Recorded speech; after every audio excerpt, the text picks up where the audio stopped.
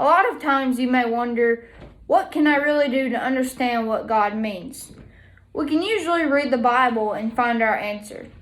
But what if God came to you in a vision? It could be something that God tells you straightforward, or it could be hidden within the vision. In a more relative way to us today, what if you had a dream? What if you had a dream that was a little different than usual, and you didn't really know what was happening, or you didn't have an idea what was going on? Well, Peter in Acts chapter 10 had a vision just like that. He didn't know what God was trying to tell him. My lesson today is over Peter's vision while he was praying on the roof on Simon the tanner's house. I'll read that passage, and it comes from Acts chapter 10, verse 9 through 23. It reads from the English Standard Version, "The next day, as they were on their journey and approaching the city, Peter went up on the housetop about the 6th hour to pray. And he became hungry and wanted something to eat. But while they were preparing it, he fell into a trance, and saw the heavens opened and something like a great sheet descending, being let down by its four corners upon the earth. In it were all kinds of animals and reptiles and birds of the air. And there came a voice to him, saying, 'Rise, Peter, kill and eat.' But Peter said, 'By no means, Lord, for I have never eaten anything that is common or unclean.' And the voice came to him a second time, 'What God has made clean, do not call common.' This happened 3 times, and the thing was taken up to heaven at once." Now while Peter was inwardly perplexed as to what the vision that he had seen might mean, behold, the men who were sent by Cornelius, having made inquiry for Simon's house, stood at the gate and called out to ask whether Simon, who was called Peter, was lodging there. And while Peter was pondering the vision, the Spirit said to him, "Behold, 3 men are looking for you. Rise and go down and accompany them without hesitation, for I have sent them."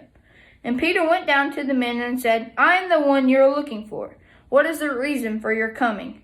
And they said, "I am Cornelius the centurion, an upright and God-fearing man, who is well spoken of by the whole Jewish nation, was directed by a holy angel to send for you to come to his house and to hear what you have to say."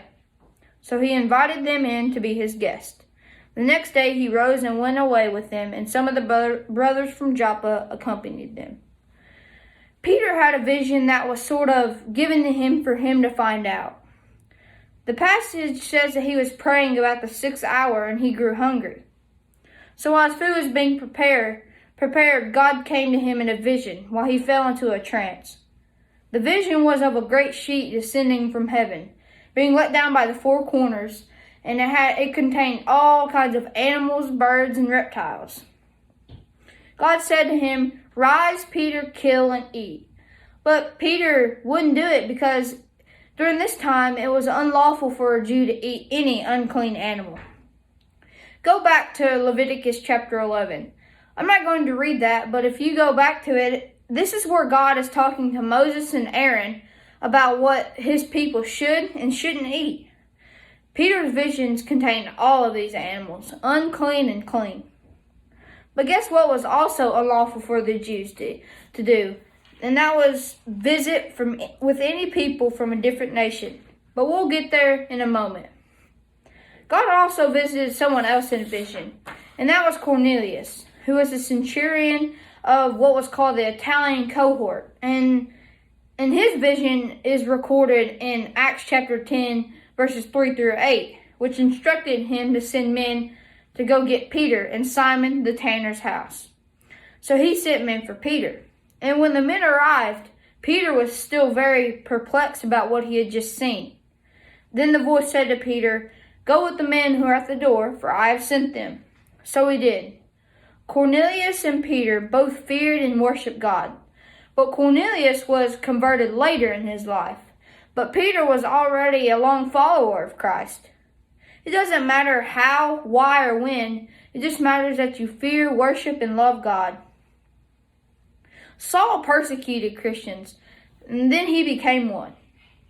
The soldiers that nailed Jesus on the cross and killed him, after he died, said that truly was the Son of God.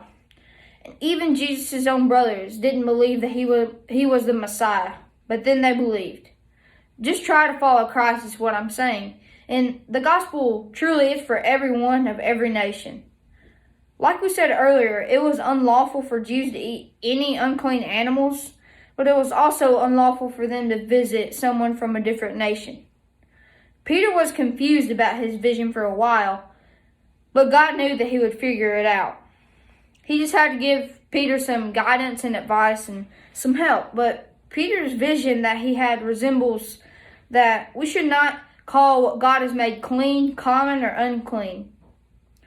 Treat everything like your own. And it is also saying, just because you think something is unclean or unlawful, it isn't, because God has made it clean. In this case, it was the Gentiles. The Jews really had nothing to do with the Gentiles during this time. God wants us, in this case Peter, to always spread the gospel to everyone, no matter who or where it is. The key verse that really locks all this in or wraps it all up is verse 28, where Peter says, "You yourselves know how unlawful it is for a Jew to associate with or to visit anyone of another nation. But God has shown me that I should not call any person common or unclean." That is my challenge for you. And always remember, you can come to God at any time, and God in the gospel is for everyone.